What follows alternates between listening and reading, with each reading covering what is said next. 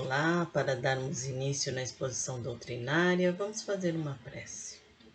Pedimos a Deus, a Jesus, com seus benfeitores espirituais, que nos dê a sustentação e o amparo para mais uma exposição doutrinária que realizaremos neste momento. Que assim seja, graças a Deus. O tema que eu escolhi está lá no Evangelho segundo o Espiritismo, no capítulo 19, A Fé que Transporta Montanhas. E eu vou falar apenas do item 11, que é fé, esperança e a caridade. Então, nesse momento de pandemia, as palavras que eu mais escutei foram fé, esperança e caridade. Então, eu fui estudar um pouco, fazendo uma reflexão mais profunda, porque são três virtudes que nos aproximam cada vez mais de Deus. Então, o que é fé? Fé, quando a origem é do grego, quer dizer acreditar, crer. Quando vem do latim, quer dizer fidelidade. Segundo o Haroldo Dutra Dias, que é um palestrante e escritor espírita, ele define fé como sendo confiar. Confiar em Deus. Ter comunhão com Deus. A fé, ela também passa pela crença, ela passa por rituais, ela passa por culturas. Semana que passou, eu estava assistindo um programa na televisão sobre os índios Yanomamis. E ali, eles estavam comentando sobre um ritual que as meninas, na sua primeira menstruação, tinham que passar. Elas ficavam isoladas durante 2 meses com pouca comida. Porque eles acreditam que, se elas fizerem isso, elas vão envelhecer devagar. É uma crença, é um ritual da cultura dos índios, daquela cultura dos Yanomamis. A vaca na Índia, ela é sagrada. Não se come a vaca. Mas se nós trouxermos essas crenças para a nossa civilização, nós não vamos fazer. Porque nós não acreditamos que ficar isolados 2 meses, deixar a menina isolada 2 meses, com pouca comida, isso vai fazer com que envelheça mais devagar? Não tem nenhum estudo científico em cima desse dado, né? Nós também nos alimentamos com carne bovina. Então, para a nossa sociedade, essas crenças não se aplicam. Dentro do Espiritismo, nós estudamos fé cega e fé raciocinada. O que seria a fé cega? Então, a fé cega é acreditar sem nenhuma comprovação. Faço porque alguém pede que eu faça. Então, é um exemplo meu quando eu estava nesta fé cega. Não tinha nenhuma comprovação, pediu, eu fiz. Não questionei. Quando eu tinha 18 anos, eu fiquei com tuberculose. Fiquei 7 meses internada em Campo do Jordão para fazer um tratamento. Porque lá, cidade de montanha, então os pulmões iam ser fortalecidos com mais rapidez por ter um ar puro. Mas o tratamento se estendeu por 7 meses. Quando eu tive alta, a minha irmã e meu atual marido foram lá me buscar.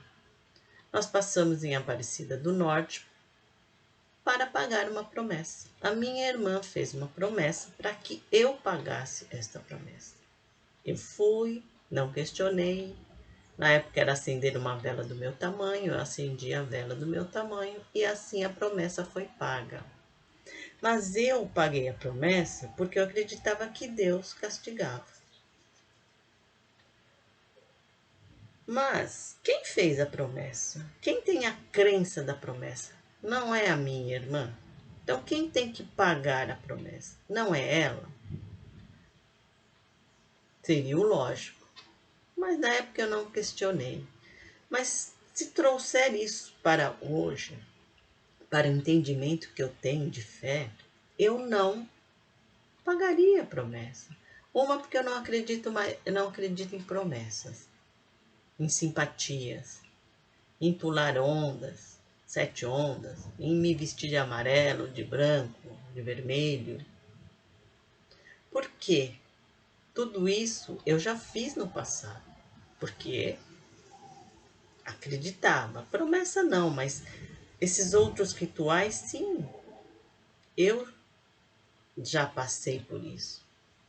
Mas trazendo para a fé raciocinada, para a racionalidade, na minha vida não faz mais sentido. Então a nossa fé, ela é ativa. Ela vai se desenvolvendo conforme o nosso entendimento, o nosso conhecimento. Ela vai se transformando e se desenvolvendo. Porque quando se fala em barganhar com os espíritos, que tipo de espírito gosta de barganha? Lá no livro dos espíritos tem a classificação dos espíritos. A classificação é espíritos imperfeitos, espíritos bons, espíritos puros. Nós ainda estamos na terceira ordem aqui, que são os espíritos imperfeitos. E dentro lá dos espíritos imperfeitos ainda tem a classificação.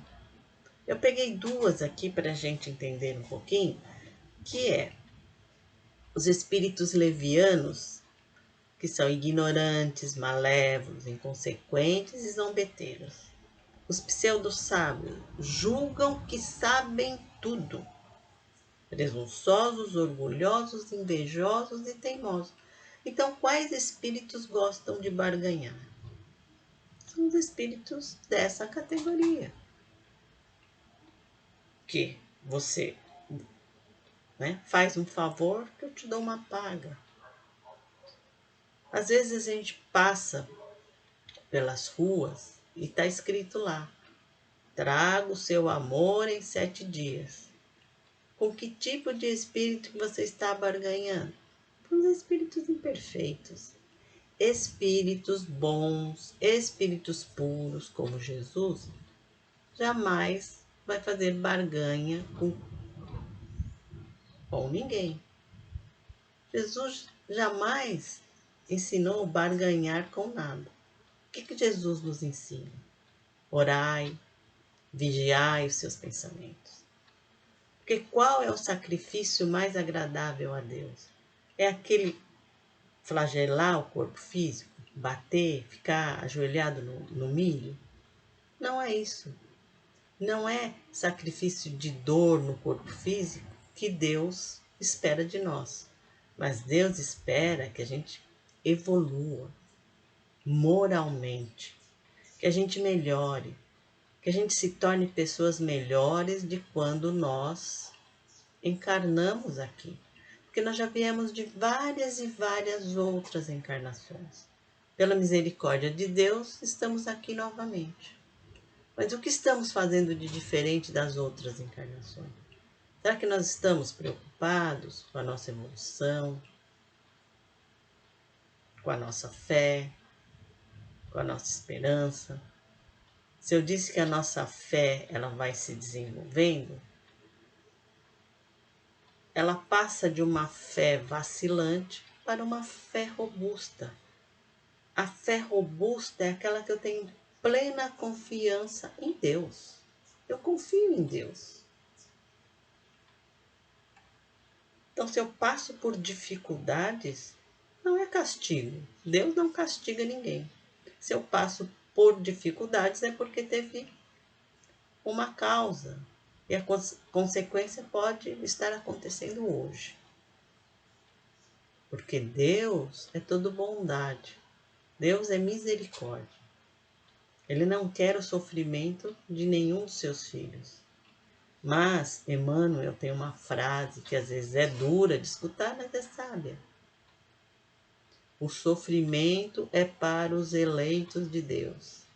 Então, às vezes, o sofrimento aparece nas nossas vidas como um grande aprendizado, mas não é castigo.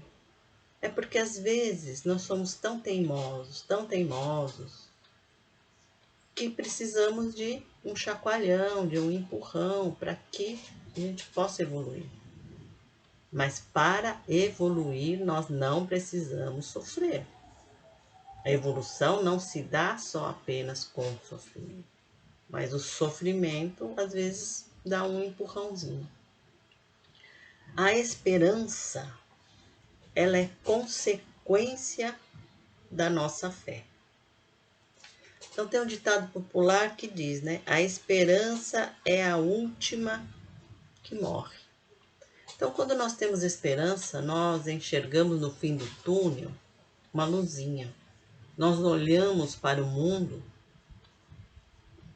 um olhar positivo, acreditando que as coisas irão melhorar. Se nós, o mundo inteiro está passando por aflições, mas isso vai ter um momento em que vai passar. Esse é o olhar de esperança, esse é o olhar positivo. Que tudo tem um momento de cessar. Passamos por aflições, sim, mas a esperança, a confiança em Deus faz com que a gente tenha esse olhar positivo, que as coisas irão realmente melhorar.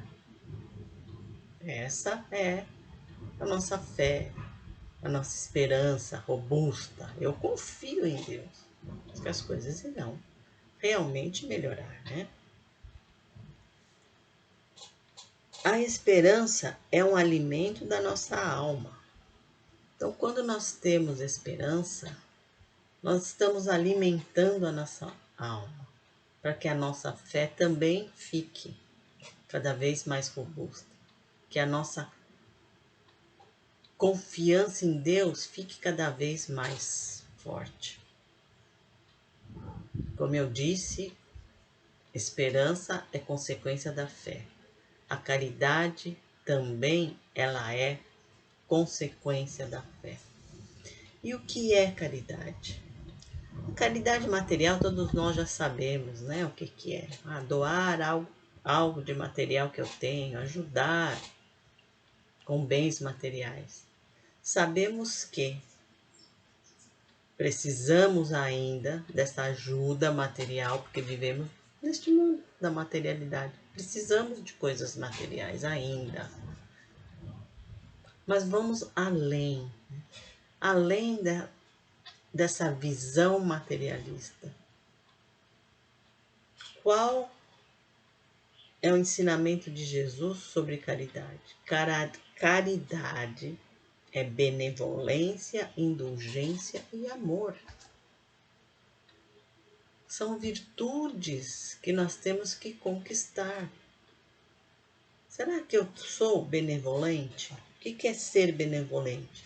É ser altruísta, é ter empatia, é se colocar no lugar do próximo. Então, nesse momento em que nós estamos passando por dificuldades, algumas pessoas estão sendo benevolentes, ajudando aquele idoso que não pode fazer a ir ao mercado, ajudando, fazendo uma compra na farmácia, ligando para falar se está tudo bem. Isso é se colocar no lugar do outro. O que eu gostaria que o outro fizesse? Se eu estivesse passando por essa dificuldade, não podendo sair de casa, estando em isolamento social. Eu e meu marido, nós também somos do grupo de risco. Estamos nos cuidando em isolamento social. continuamos com essa confiança que em algum momento tudo isso irá terminar. E hoje a vacina é a nossa grande esperança. Que chegue o mais breve possível para todos nós. A vacina já está no mundo, mas ainda nós não temos acesso a ela. Mas temos essa esperança que logo chegará para todos nós. Que a vacina salva vidas. Isso é uma constatação científica. Passa pela nossa racionalidade. Né? O que é o perdão? Perdão é compreender que o outro erra. Todos nós somos imperfeitos. Todos nós erramos. Então, perdoar faz parte da caridade. Quantas vezes devo perdoar o meu irmão? 7 vezes, 70 vezes? Tem que perdoar infinitamente. É o perdão diário. Porque quando nós convivemos 24 horas com alguém, aquele alguém pode falar alguma coisa que você não gosta, pode dar uma resposta atravessada. Isso tudo é uma forma de perdoar. É compreender o outro. Passa pelo perdão. É não guardar mágoas, é não guardar rancor do outro. Porque assim a nossa alma fica mais leve, né? Quando guardamos rancor e ódio das pessoas, a nossa alma fica pesada. A caridade, segundo Paulo de Tarso, a caridade é sofredora, benigna, não é invejosa, não se irrita, não suspeita o mal. Não se irrita.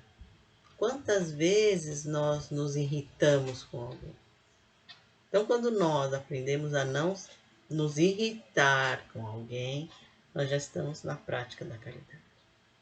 Quantas pessoas têm inveja da outra? Quando nós não temos inveja de ninguém, nós já estamos na prática da caridade.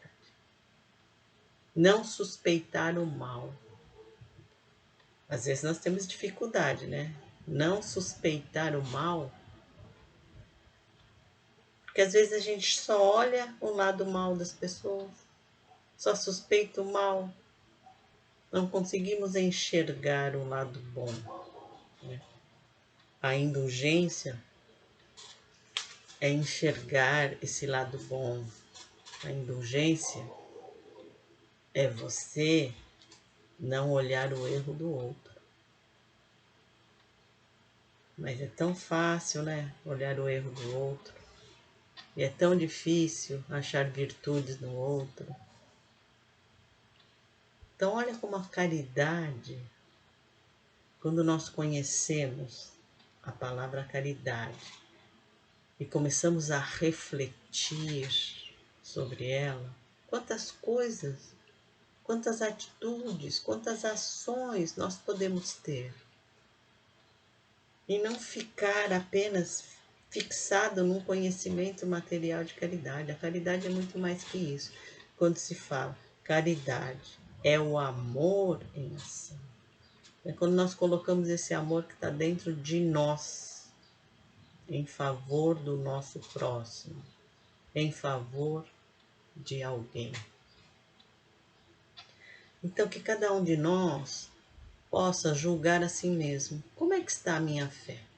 Ela está robusta ou ela está vacilante? Eu tenho esperança que o mundo melhore ou eu só reclamo que o mundo só está piorando? Eu sou caridoso, caridosa com as pessoas? São perguntas que cada um de nós temos que responder para nós mesmos. Só assim nós vamos conseguir desenvolver esta fé, porque a fé, como a esperança, como a caridade, são virtudes. Como eu disse, é um sentimento inato. Nós já nascemos com fé. E essa fé nos leva cada vez mais próximos de Deus. Então, espero que tenha dado para refletir um pouquinho sobre fé, esperança e caridade. Para encerrarmos, vamos fazer a nossa prece de agradecimento. Agradecemos a Deus, a Jesus, com os seus benfeitores espirituais, que sempre nos dão a sustentação e o amparo necessário para mais esse estudo do Evangelho. Que assim seja, graças a Deus.